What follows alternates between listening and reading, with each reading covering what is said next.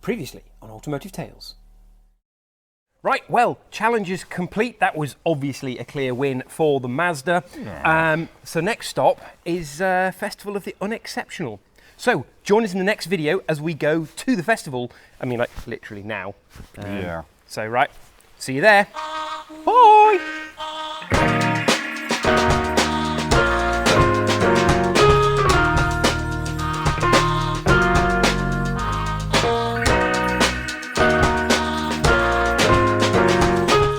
So, the fake Fiesta is packed, ready for the Festival of the Unexceptional. I have made my offerings to the car gods by fitting a toolbox to the back of the car, which means, hopefully, all will go well. Right, let's go. So, what's going on, Martin? Well, in fairness, if you add up all the PSI I was missing between all the tyres, I was only about 55 short. So, I think it's fair to say I have prepared the best for this. Yeah, absolutely. Right, Go. road trip.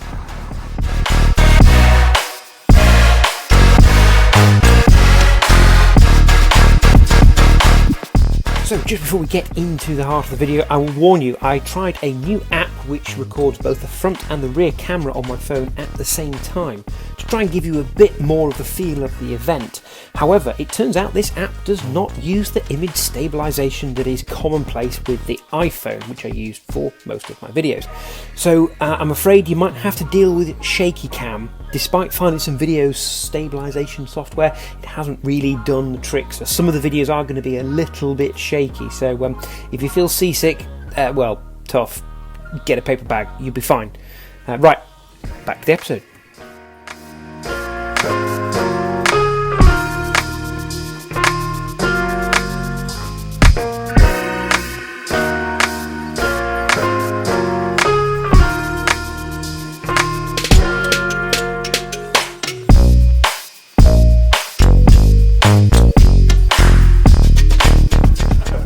Welcome back to Automotive Tales. You find us at Haggerty's Festival of the Unexceptional. You can see all the cars in front of us, and I'm here with Martin and our two very unexceptional cars. We both made it. We both made it, which is quite amazing in its own right. It is. We're going to show you around some of the unexceptional cars, and then we're going to see how the public has voted on our unexceptional cars. It's so tense. I mean, you know, after the debacle of Mike Brewer, and you know, I'm feeling a bit low, so I'm hoping that the scores are going to look great on the doors. So they won't have seen that yet. So there's spoiler alert.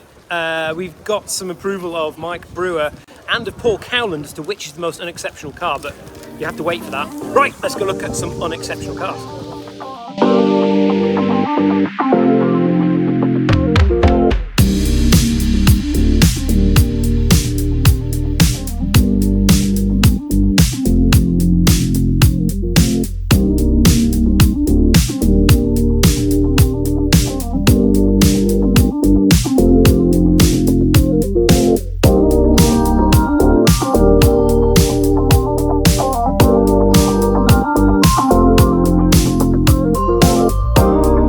So we are wandering around the concourse de l'Ordinary here, and look who we bumped into.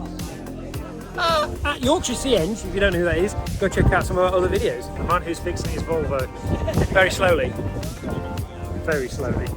Right, let's go look at some more cars.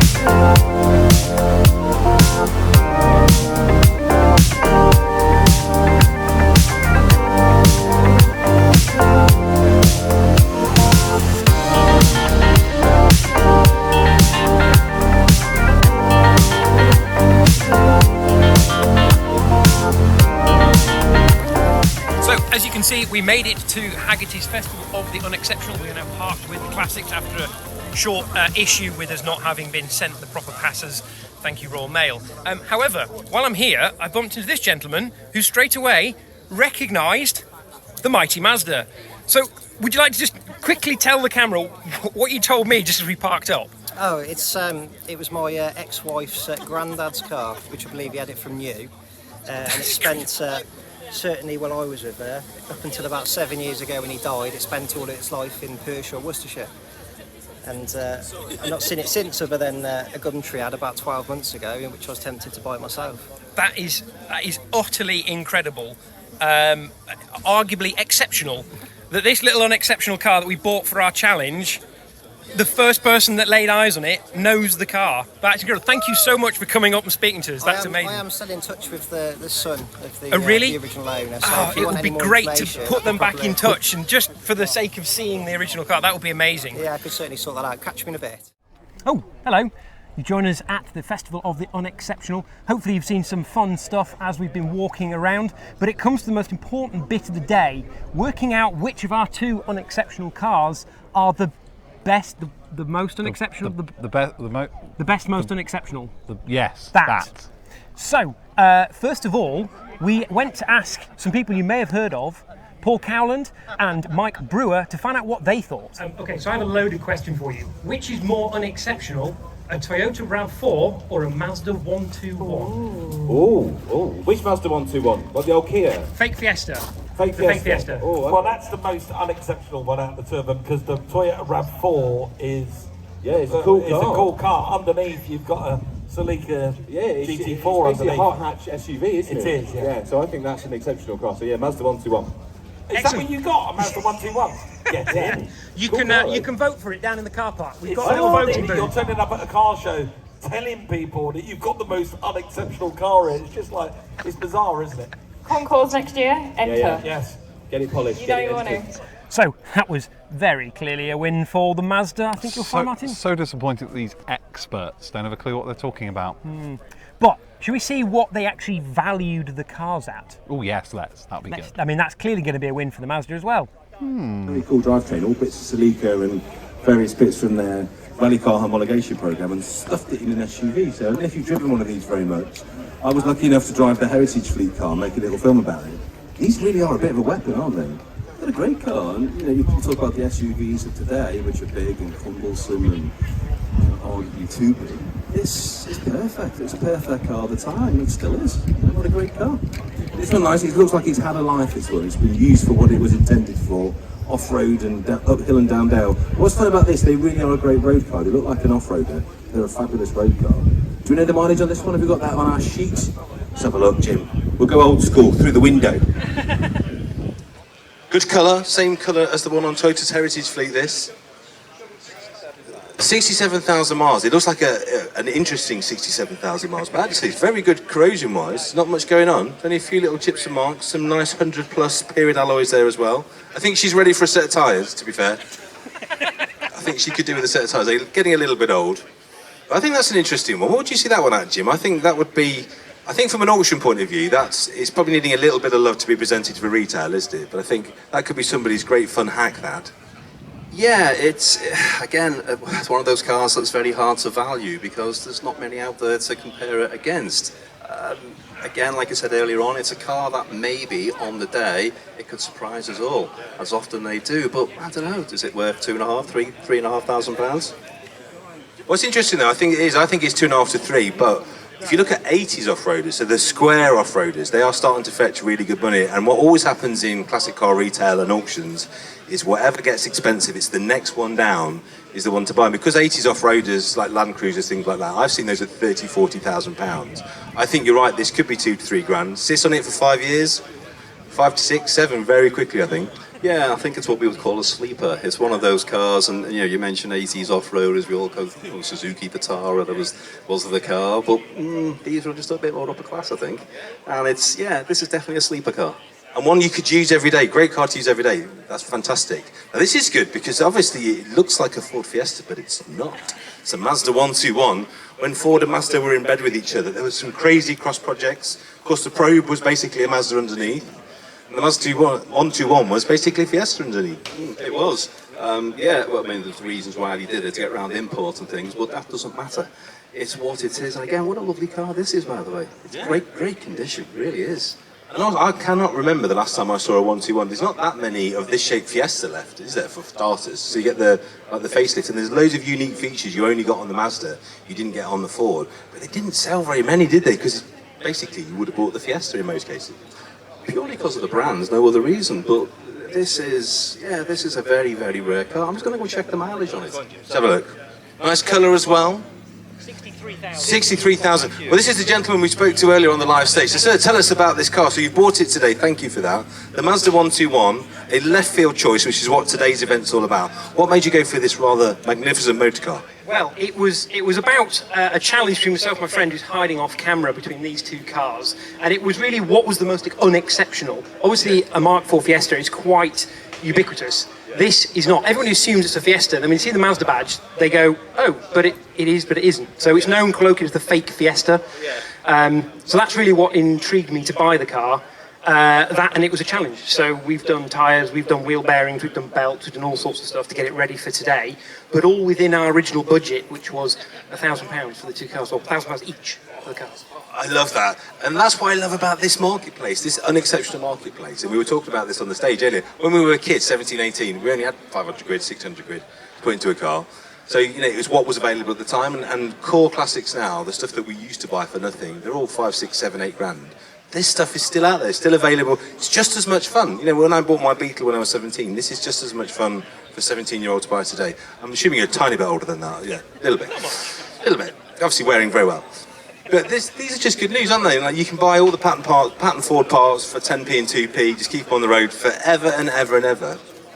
Well, I mean, it's actually, in this spec, is 140 left on the road, but because it is the same as a Mark IV Fiesta, all the parts are readily available, which made it a kind of a classic that's rare but kind of accessible. Yeah, I love it. So, Jim, where would you see this? I think you've got to value this like a contemporary Fiesta. So I think you're going to be neat your grand. I think you're going to get your grand back, that's for sure. Well, you say that, but arguably... No, not that. No, forgive me. No, arguably, is it worth more than a Fiesta? I think it is. I think it's cooler than a Fiesta. I do. I mean, I don't know, you just said then as well, how many left on the road? This particular spec, 44. 44, so how many Fiestas are left on the road, do you think? More than 44? Yeah, so that, to me, must make it a little bit more unique, so therefore, it'll have a greater value, in my mind, than a Fiesta. And there are people out there now who collect Mazdas. It's a big thing. Japanese cars is a big thing, as we know. So, I think it would begin with a 2, it could be 2.5, there or thereabouts, because, you know, 44 left. Yeah, very rare car. Find me another, that classic phrase that we always say, find me another. If you can't find another, then it's worth money. Absolutely right, every time. And it's nice, and as you say, you pull up at the traffic lights, people do a double take. And that's good, that's the fun of it. Yeah. Well bought. I think you've doubled your money there, mate, well done. Fantastic, at least doubled your money, possibly more. Well, that was disappointing. An extra £500 on the valuation of the RAV4. And that's not even scrap value.